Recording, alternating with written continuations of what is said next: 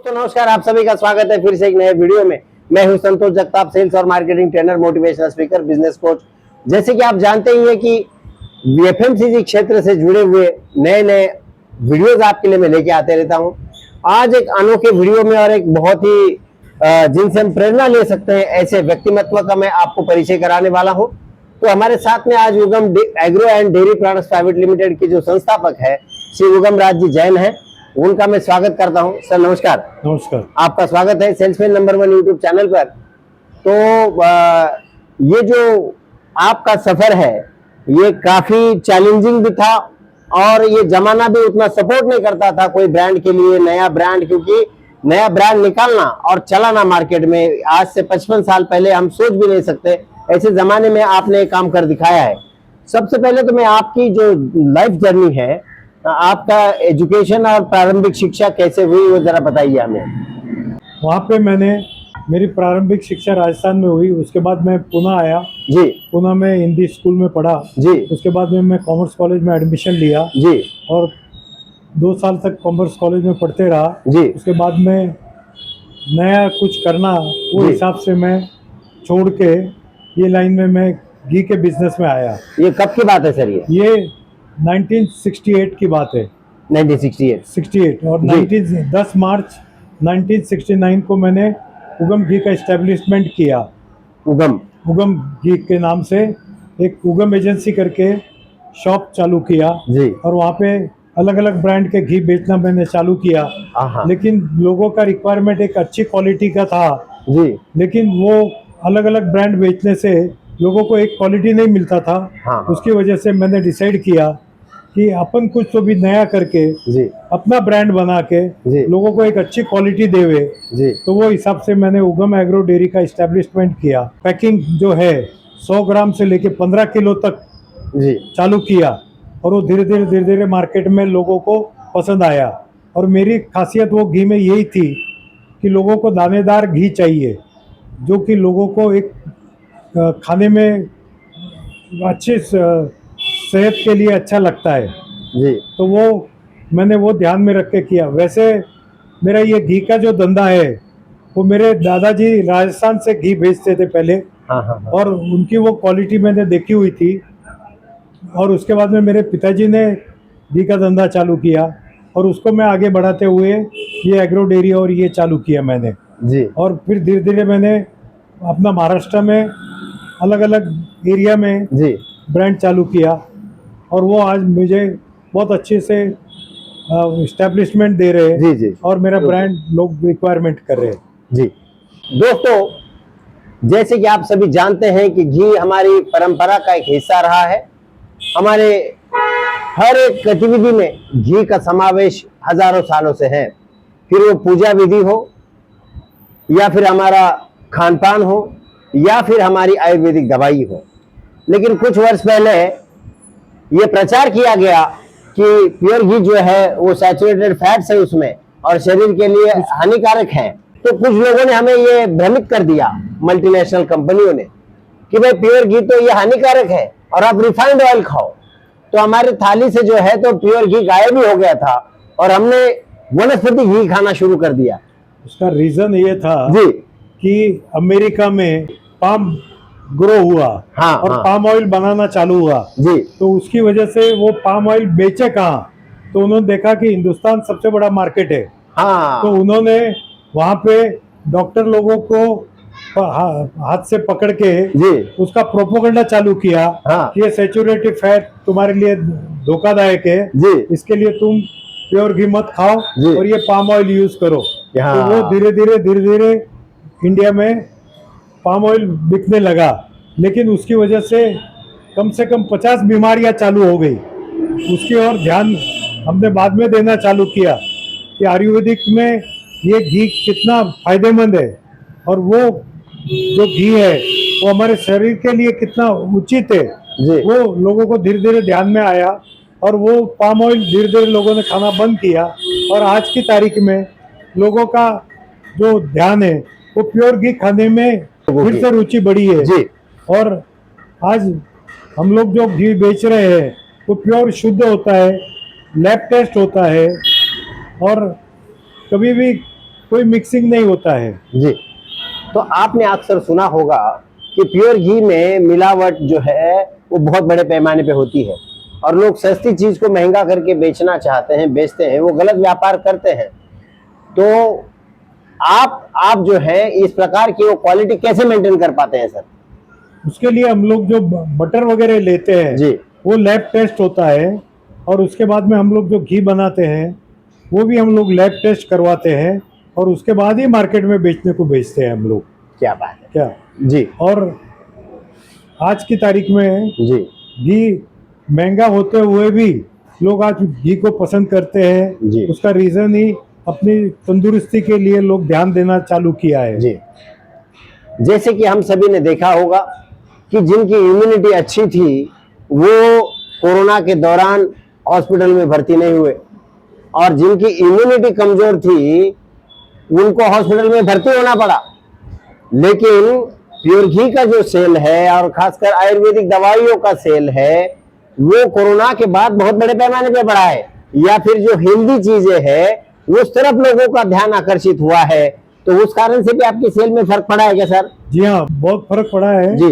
क्योंकि लोगों को उसकी जो कोविड की जो महत्वता थी और जो सर्वाइव हुए उससे उनको ज्ञान हुआ जी। कि ये घी खाने से हमारी बॉडी को जो चाहिए था रेजिस्टेंस वो उनको मिला है, और इसकी वजह से लोग धीरे धीरे थोड़ी मात्रा में क्यों नहीं हो लोगों ने घी खाना चालू किया है। जी। वैसे तो घी सदियों से हमारे थाली का हिस्सा रहा है और हमारी आयुर्वेदिक दवाइयों में भी उसका इस्तेमाल बड़े पैमाने पे होता है, और घी जो है तो हम हमारी हर एक पूजा में भी घी का अनन्य साधारण महत्व है। तो आने वाले दिनों में आप घी के व्यापार में क्या फ्यूचर देखते हैं साहब? आने वाले वर्षों में घी का व्यापार बढ़ेगा जी। और आज जो अपने हिंदुस्तान की जो पहले की गायें थी जी। उसको वापस लोग जिंदा करके उसकी ब्रीड करके जी। वापस वो देसी गाय की ओर आकर्षित हो रहे हैं, और देसी गाय का जो प्रमाण है वो धीरे धीरे बढ़ते जा रहा है, और देसी गाय में आयुर्वेदिक में उसको बहुत महत्व दिया है, जो कि हमारे पूर्वजों ने हमको बताया है जी। कि उस गाय में जो नेचुरल जो क्लाइमेट की वजह से उसमें जो दूध तैयार होता था वो ये आज के दूध में हाइब्रिड दूध है वो, उसकी वजह से कुछ बीमारियां भी होती है, तो लोग उसकी वजह से देसी गाय की ओर वापस आकर्षित हो रहे हैं। बहुत बढ़िया सर। ये मेरे पिताजी है जी। इन्होंने घी का धंधा चालू किया था। जी। उसके पहले उनके पिताजी जी। उन्होंने राजस्थान से घी बेचना चालू किया था। जी। वो हमने चालू आगे कंटिन्यू रखा। जी। जी। और उसके बाद में राजस्थान से आना बंद हुआ तो फिर हमने डेयरी प्रोजेक्ट यहाँ पे चालू किया। जी। जी। जी। आपके शुरुआती जो दिन थे प्योर घी, जब आपने ब्रांड में बनाने का फैसला किया, ये प्रेरणा आपको कहाँ से मिली? क्योंकि क्या होता था कि हम लोग जो घी बेच रहे हैं जी। वो क्वालिटी मेरी है करके ऐसा लोगों को मालूम नहीं पड़ता था। जी। इसकी वजह से मुझे आइडिया आई कि भाई अपना ब्रांड में ही हम चालू करें, जी। तो लोगों को एक ब्रांड की वही क्वालिटी मिलती रहेगी हमेशा। वो इसके लिए मैंने ये अपना उगम नाम के से ब्रांड नाम चालू किया। और उगम, ये आपका खुद का नाम ही उगम है? मेरा नाम भी उगम है। अच्छा। और उगम का मतलब क्या होता है साहब? उगम का मतलब होता है राइजिंग सन। हाँ हाँ हाँ, क्या बात है। तो एक अच्छा क्वालिटी लोगों को देने का। जी। तो ये सुबह सुबह राइजिंग हो रहा है। हाँ। उसके घर में पराठे खा रहा है, ये खा रहे हैं, तो उसमें भी वो घी यूज हो गए। जी। और क्या चैलेंजेस थे आपके सामने कोई ब्रांड को एस्टेब्लिश करने में? जो खुले घी का धंधा उस समय बहुत होगा, तो फिर ब्रांड वाला घी जो था उसमें आप कैसे टिके? मेरा शुरुआत में मुझे बहुत तकलीफ हुई जी, क्योंकि ब्रांड बनाने में टीन पैकिंग में ये वो उसके अंदर खर्चा ज़्यादा आता था, और जो लोगों को एक लूज की आदत थी और मिक्सिंग मिलता था, तो वो ब्रांड मैंने टीन में देके लोगों को पैकिंग में देके एक प्योर घी देने की कोशिश की, और इसकी वजह से मैंने अपना ब्रांड स्टैब्लिश किया। जी। आप कैसे मतलब आपने आपका प्रचार और प्रसार कैसे किया शुरू में? मेरा सबसे ज्यादा प्रचार हुआ है माउथ प्रचार, जो कि हमारी कम्युनिटी में, जैन कम्युनिटी में, हाँ, मेरा घी जाता था, तो जो क्वालिटी वो देखते थे तो एक दूसरे लोग अप्रिशिएट होते थे। और फिर हमारे समाज में जो भी फंक्शन होता था, हमारे मंदिर में रिक्वायरमेंट होती थी जी तो वो मेरा घी नंबर 1 पे ही मांगते थे, इसलिए मुझे वो उसको बहुत बड़ी प्रेरणा मिली। जी। आपका जो डिस्ट्रीब्यूशन नेटवर्क है वो आपने कैसे बढ़ाया और आज का क्या पोजीशन है सर उसका? उसका रीज़न ऐसा था कि मेरे लोगों के साथ अच्छे कांटेक्ट थे जी। उसकी वजह से मैंने पहले बॉम्बे में चालू किया। बॉम्बे में निर्मल डेयरी करके जो बात बाजार में बहुत बड़ा घी के लिए फेमस है वहाँ पे, जी। उन्होंने मेरा ब्रांड धीरे धीरे वहाँ पे चालू किया। तो सर ये जो डिस्ट्रीब्यूशन का नेटवर्क है उस समय इस प्रकार का कोई चलन नहीं था, डिस्ट्रीब्यूटर्स वगैरह कम नहीं थे मतलब कंपनियों के, तो आपने आपका एकदम छोटा सा ब्रांड उस समय कैसे क्या डिस्ट्रीब्यूटर नेटवर्क आपने खड़ा किया साहब? क्योंकि जैसे मेरे बॉम्बे में पहचान थी, जो डिस्ट्रीब्यूटर जो निर्मल डेयरी डिस्ट्रीब्यूटर उसके मालिक लक्ष्मीचंद भाई क्या, उन्होंने मुझे बहुत सपोर्ट किया। उनके काउंटर पे बेचने के लिए कस्टमर को प्रेस करते थे, गारंटी देते थे कि ये घी लीजिए, इसमें कोई मिलावट नहीं है, ये नहीं है। और धीरे धीरे लोगों ने वो पसंद करते गए। वैसे कि वैसे सुमेरमल सुराना जो मेरी 50 साल से रिलेशन में है, मेरे डिस्ट्रीब्यूटर है, उन्होंने संभाजी नगर में और संभाजी नगर में जी चालू किया उन्होंने। वैसे कि वैसे मेरे तीसरे डिस्ट्रीब्यूटर नगर में सुभाष चंद्र रतीलाल घी वाला, वो भी आज लगभग 70 साल से वहाँ पे घी का बिजनेस कर रहे हैं, तो उन्होंने भी मेरा ब्रांड चलाया है। एंड डिस्ट्रीब्यूटर्स है, उन्होंने मेरा माल चालू किया। आज वो वहाँ पे जो क्लास है वो सर्विस क्लास है भिवंडी में, तो उनको प्योर घी चाहिए और वो बेसिकली सब नॉर्थ से आते हैं, तो उन्होंने नॉर्थ से घी अच्छी क्वालिटी का खाया हुआ है, तो उसको मेरा घी धीरे धीरे बहुत पसंद आया और मेरा पैकिंग वहाँ पे बहुत ज़बरदस्त चल रहा है। क्या बात है। तो सर आपका जो सफर है ये पहले से घी से जुड़ा है या फिर इसके अलावा आपने कुछ व्यापार आप और नहीं किए हैं? नहीं, मैंने घी के सफ़र के बाद मेरा जो कंपनी से संबंध था, उन्होंने मुझे डालमिया सीमेंट्स करके था, तो उन्होंने मुझे उस सीमेंट की एजेंसी दी, वो भी मैंने बहुत खूबी से निभाया। अच्छा। और उसके बाद वो सीमेंट का करते करते मैं कंस्ट्रक्शन लाइन में गया। अच्छा। और मैंने 5 प्रोजेक्ट किए अच्छे। क्या बात है। पुणे में जी। और जो जिनको भी मैंने फ्लैट्स और ये दिए, आज उनको बहुत बड़ी उन्नति हुई है और मेरी वो जगह में खुश है वो लोग। क्या बात वैसे है। के वैसे उसके बाद मुझे कंपनी ने डालमिया ग्रुप ने पनामा सिगारेट्स का डिस्ट्रीब्यूशन दिया, वो भी मैंने 5 साल बड़ी खूबी से निभाया, लेकिन मेरा अट्रैक्शन पूरा घी की ओर ही था जी। वो सब धीरे धीरे करते हुए भी मैंने अपने घी को कभी पीछे नहीं छोड़ा और आज मैंने पूरा अपने घी को इस्टेब्लिशमेंट किया। ये सब करते हुए मेरा जन्म जो है वो राजस्थान में हुआ था, तो मैं अपने गांव को कैसे भूल सकता हूँ जी। तो वो गांव जहाँ मैंने शुरुआत अपनी पढ़ाई जो है वो गांव में की थी, पहली से 5वीं तक जी। तो वहाँ पे वो जमाने में कोई स्कूल नहीं थी। आप जैसे मुझे ये जानकारी भी मिली है कि आप सिर्फ अपने घी के व्यापार को ही नहीं करते हैं बल्कि इसके साथ साथ कुछ सामाजिक कार्यों में भी आप अग्रसर हैं, तो क्या आपके सामाजिक कार्य हैं साहब? मैं राजस्थान से, मेरा जन्म राजस्थान में हुआ है जी। गांव पाली डिस्ट्रिक्ट में, गांव मेरा डेंडा है। वहाँ पे मैं पढ़ाई करते समय वहाँ पे स्कूल वगैरह भी नहीं थी जी। तो वो मेरे दिमाग में था कि यहाँ पे एक अच्छी स्कूल होनी चाहिए बच्चों को पढ़ने के लिए जी। जो कि मेरा जन्मभूमि है जी। उसके लिए मुझे कुछ देना है। तो उसकी वजह से मैंने वहाँ पे पहली से लेके 5वीं तक पहले स्कूल निर्माण किया और वो निर्माण करके मैंने वहाँ के ग्राम पंचायत के सुपुर्द किया। धीरे धीरे बच्चे आगे पढ़ते गए तो वापस उसका रिक्वायरमेंट एजुकेशन के लिए बढ़ते गया कि 5वीं के बाद क्या, तो फिर मैंने 5वीं से 8वीं तक बना के दिया उनको। तो वो 8वीं के बाद में भी लोगों का कहना आया कि भाई गर्ल्स स्कूल होना चाहिए, तो मैंने पूरा उसको गर्ल्स में डाइवर्ट किया। तो आज वो वहाँ पे 8वीं तक पढ़ने के बाद में वापस स्कूल का रिक्वायरमेंट आया कि भाई आगे क्या, तो उसके लिए मैंने अभी 12th तक उनको बना के दिया है, उच्च प्राथमिक शिक्षा माध्यम विद्यालय जी। और वो मेरे स्वर्गीय पुत्री सरिता जैन के नाम से मैंने वो सरिता जैन मेमोरियल फाउंडेशन किया, और वहाँ पे वो अभी आज स्कूल चल रही है, और गवर्नमेंट को मैंने वो पोजीशन में दिया हुआ है। लेकिन मैं बहुत समय, कभी 15 अगस्त, कभी 26 जनवरी को फ्लैग होस्टिंग के लिए मैं जाता हूँ। कितने बच्चे उस स्कूल में अभी पढ़ते हैं सर? आज वहाँ पे 355 लड़कियां पढ़ रही है।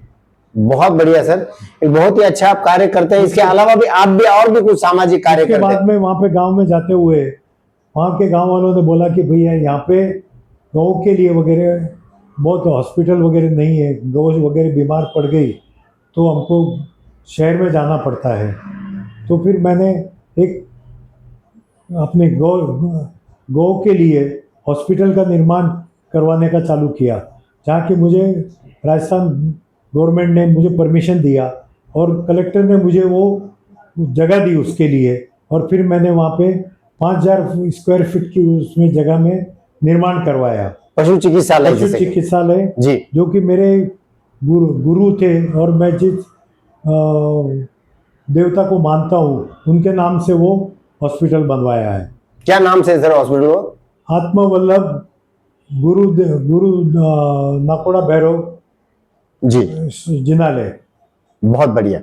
तो ये अभी कितने पशुओं का, पूरा कोई बात नहीं, कितने पशुओं का लगभग वहाँ पे इलाज होता है वहाँ पे मंथली? वहाँ पे फिर सरकार ने एक डॉक्टर, एक कंपाउंडर, एक प्यून वगैरह दिया है, और मैंने उनके डॉक्टर के रहने के लिए फ्लैट सिस्टम में उनका रहने का भी मैंने वहाँ पे किया है, कि जो कि लोगों को 24 घंटा उसकी ये मिले, सेवा मिले। जी क्या तो मतलब पशुओं का इलाज जो है वो 24 घंटे हो सके, पशुओं का इलाज हो सके जी। और राजस्थान गवर्नमेंट में पाली उनका बेस है, और उसके बाद में मेरी हॉस्पिटल चलती रही, और वहाँ पे अपना और ज़्यादा रिक्वायरमेंट होने लगी, तो मैं फिर वहाँ के जो डेयरी और पशु मिनिस्टर है उनको मिलके ये मेरे गांव को मैंने A ग्रेड में बनवाया, जिससे कि वहाँ पे अभी 2 डॉक्टर, एक वैन सरकार ने मंजूर किया है, जो कि आजू बाजू के गांव में भी लोगों को इसकी सेवा मिल सके। बहुत बढ़िया सर, आपका कार्य बड़ा सराहनीय है। आप कुछ बिल एक मुझे दिखा रहे थे जब पिछली बार मैं आपके यहाँ आया था ऑफिस में, वो बिल की जरा कहानी बताइए जरा वो आप मुझे। ये बिल के मेरे एक मित्र थे, हाँ। उनके पिताजी मेरे पास से घी लेके जाते थे। क्या नाम पार्टी का? मानमल दीपचंद सुराणा। दिखा दीजिए बिल। मानमल दीपचंद सुराणा। तो फ्रेम क्यों करके रखा है इसे? वो गुजर गए, उनके लड़के को उनका वो बिल मेरा उनके फाइल में मिला, तो उनके लड़के ने मुझे वो फ्रेम बना के दिया। आज वो 17 किलो का टीन मैं वो जमाने में कितने में बेचता था, वो एक प्रूफ है। तारीख बता दीजिए उसके साथ, लगभग साल बताइए, कौन से साल का बिल है वो? 1/4/69। मैंने 10 मार्च 69 को मेरी दुकान चालू किया था 69 को, और ये 1/4 को लोगों ने मेरा घी पॉपुलर होते हुए 17 किलो का टीन मेरे से खरीदा हुआ, उसका मैं बिल आपको शो कर रहा हूँ। अभी तो 15 लीटर हो गया है, किलो में तो आता ही नहीं कोई चीज। किलो में नहीं आता। तो 17 किलो बेचते थे आप पहले? हाँ जी जी। तो ये क्या भाव में बेचा आपने पहले बताइए? 17 किलो का टीन मैं वो जमाने में 187 रुपए में बेचता था। यानी पर किलो कितना हो गया? जो कि 11 रुपीस किलो मिलता था। ये 11 रुपए किलो? हाँ जी, वो इतनी सस्ताई थी वो जमाने में, लेकिन धीरे धीरे पॉपुलेशन बढ़ती गई जी, लोगों का रिक्वायरमेंट बढ़ते गया, तो महंगाई बढ़ती गई, और आज वो घी है वो 700 रुपये किलो बिक रहा है। जी। आप 55 वर्षों से निरंतर इस घी के व्यापार में हैं, और आप सामाजिक कार्यों में भी अग्रसर हैं। जो अभी नए जनरेशन आज के दिन में मार्केट में आ रही है, वो नया नया प्रोडक्शन शुरू कर रही है, नया नया काम शुरू कर रही है, उनके लिए क्या सलाह देंगे साहब आप? उनके लिए सबसे बड़ी जो सलाह है, ये घी का जो धंधा है वो प्योरली ईमानदारी का धंधा है, और उस ईमानदारी के कहने का अर्थ यह है कि मुझे जो घी बेचना है वो मुझे प्योर घी बेचना है, मैंने कोई मिक्सिंग घी बेचना नहीं है। और उसके लिए मुझे थोड़ा टाइम देना पड़ता है, कि जो आज की जो जनरेशन है उनको आज घी बेच रहे हैं और कल उसमें बहुत पैसा कमाना है, वैसे ये धंधा नहीं है। ये धंधा सचोटी का है, ईमानदारी का धंधा है। वो आप अगर जो लोगों को अच्छी क्वालिटी का घी देंगे तो उसके लिए टाइम लगेगा, लेकिन आपको भविष्य उसके लिए बहुत उज्जवल है। बहुत बढ़िया सर, आपके ये सब कार्यों के लिए आपको बहुत बहुत शुभकामनाएं। आपको अगर जो प्योर घी चाहिए तो अभी मैंने ऑनलाइन में भी चालू किया है जी। आप अमेजोन से भी मंगा सकते हैं। और आपको नज़दीक में होवे तो मैंने 2 रिटेल शॉप आपके लिए किया हुआ है, वहाँ पे भी आपको मेरी सर्विसेज मिलेगी। पुणे में? पुणे में जी। हाँ जी। और कोई डिस्ट्रीब्यूटर आपके साथ जुड़ना चाहता है ऑल ओवर इंडिया में, तो क्या उसको प्रोसीजर होगी? और मतलब उसको संपर्क के लिए आपका नंबर दे दीजिए ताकि आपके जुड़ पाए आपसे। और किसी को अगर जो डिस्ट्रीब्यूशन वगैरह चाहिए तो आप मेरे से कांटेक्ट कर सकते हैं जी। और ये मेरा फ़ोन नंबर है जी। बहुत बहुत धन्यवाद, आपको बहुत बहुत शुभकामनाएं। और एक चीज आपने बोली नहीं कि आपकी उम्र क्या है अभी? अभी मैं अगस्त महीने में 80 साल का हो रहा हूँ। अच्छा।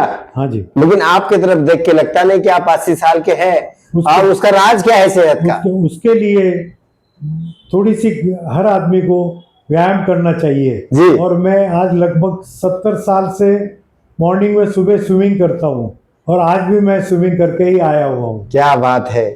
तो 80 साल की उम्र में भी आप इतने तंदुरुस्त नजर आते हैं और बिल्कुल कोई बीमारी नहीं है, और बहुत अच्छा है। ये भगवान आपको इसी तरह से स्वास्थ्य का लाभ दे और आपकी उत्तर उत्तर प्रगति हो। आपके नए जनरेशन में आपके 2 बच्चे भी काम में अभी आए हैं और वो भी आपका भी व्यापार देख रहे हैं, उनके बारे में बता दीजिए मुझे।